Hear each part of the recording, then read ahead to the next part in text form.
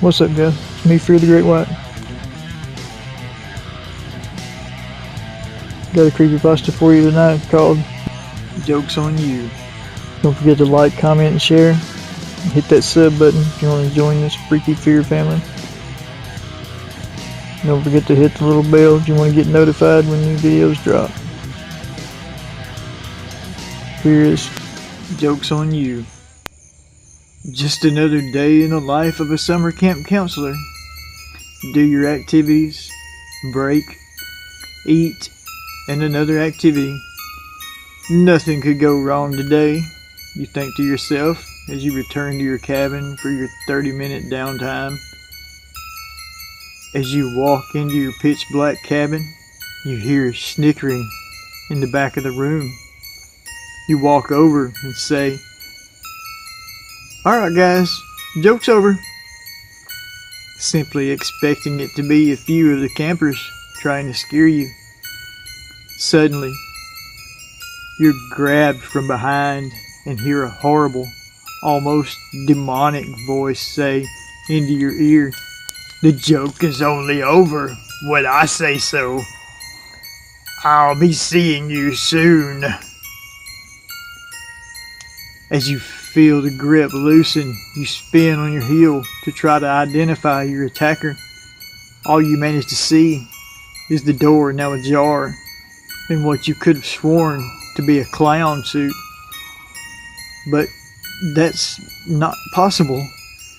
No human could run that fast. While this thought goes through your head, the rest of your cabin enters, discussing the events that had occurred during their last activity. You're reluctant to tell them what you saw. You wait out the rest of your break. As you turn to close the door, your eye catches something out of the back window, and your fears are confirmed.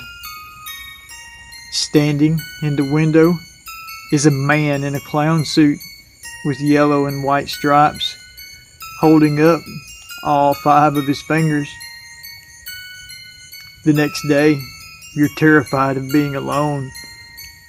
You always stayed with the group, thinking it would help you keep safe. It did, until your 2 p.m. archery class. As you were demonstrating how to properly wield the bow, that's when you noticed him appear out of thin air. This time, holding up 4 fingers and carrying with him a wickedly sharp sickle. As the corners of his mouth twitched to start forming a devilish smile, you shot an arrow straight at his face. Then he just disappears. Just as he showed up, he was gone, just as fast. "Whoa, man, what was that?" Your assistant counselor appears genuinely worried about you. "You didn't see it?" You stare at him dumbfounded. "I didn't see anything, man. You know you're not supposed to be shooting at the wildlife." He starts to ease up a little as you seem to be fine. "This thing was far from wildlife," you mutter to yourself as you walk away. "In fact, it hardly seems human.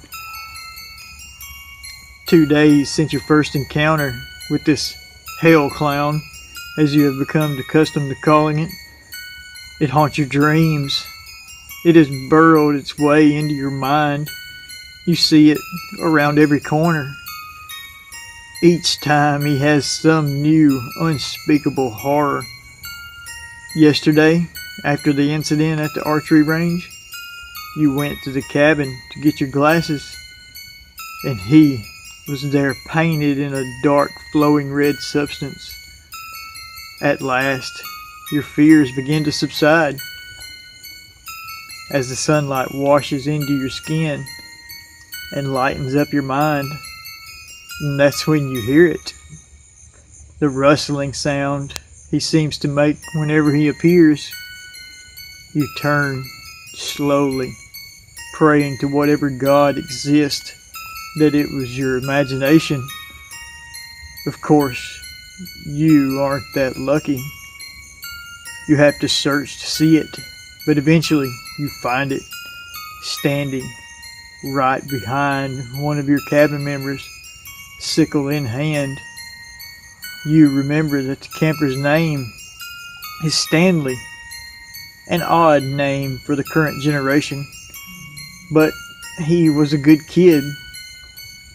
Again, the hell clown was holding up one less finger than the day before, making the remaining amount of fingers 3.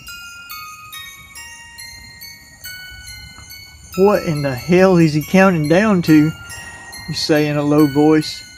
Suddenly, he raises the arm with the sickle in it and accustoms himself to its grip. When you realize what he's going to do, all your fears flee your mind. You rush him, shouting at Stanley to move. You'd be damned if you were going to let this demon kill him. As Stanley jumped from where he was sitting, the hell clown disappeared, sickle falling to the ground. Then there was the crackling sound, which split the air like thunder, and the biggest branch you've seen falls from the tree, crushing the spot where Stanley had been sitting moments before. Whoa, too close. Thanks for saving my life, the skinny boy said. Think nothing of it, he replied solemnly, but in your head you couldn't help but think that the clown was trying to hint at something. 2 days left. You faked being sick so you could put your thoughts together. And you also want to have a chat with this demon. You've noticed that he always comes when your fear is fading, to refresh the fact of his existence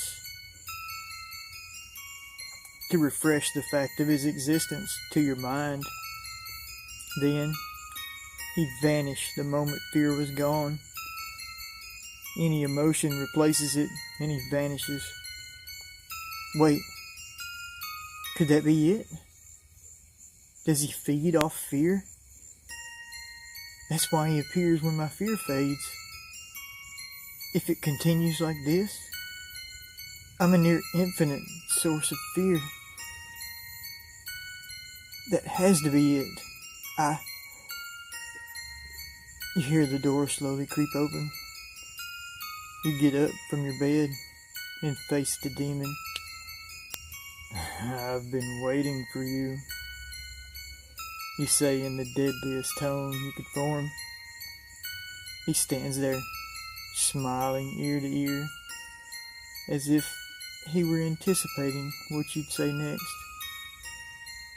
You feed off my fear, don't you? At hearing this, he starts laughing like a maniac and holds up 2 fingers, again blinking out of existence.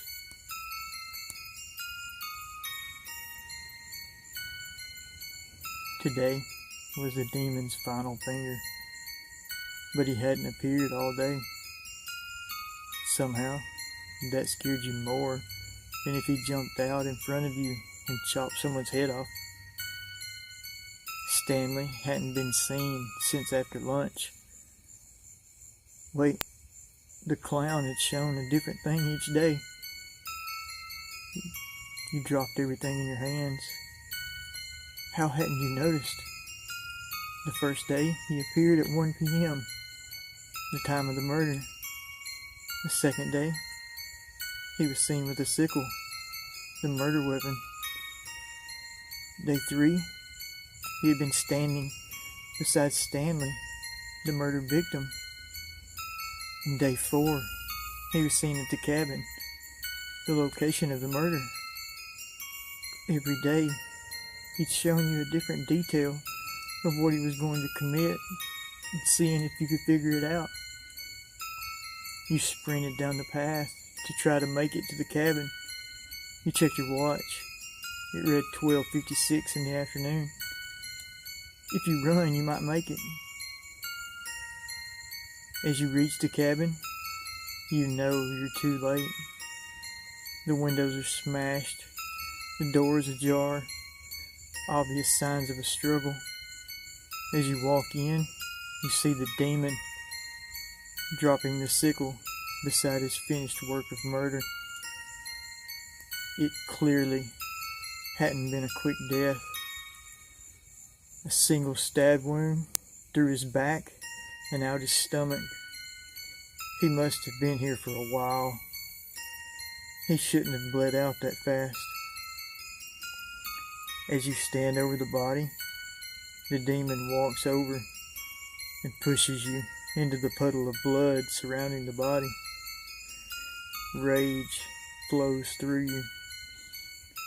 You spin and intend to destroy whatever this thing has for a soul, grabbing the sickle. On your way up, you hear the satisfying sound of metal piercing skull. You open your eyes, and instead of seeing the hell clown, you see your assistant counselor. The last words you heard as you blacked out was that of the demon. Joke's on you.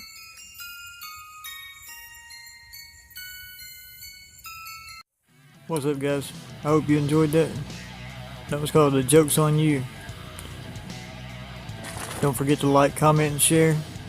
Click that sub button if you want to join this freaky fear family. And don't forget to hit the little bell if you want to get notified when new videos drop. As always, I'm Fear the Great White. I love you all. I'm out. Bye.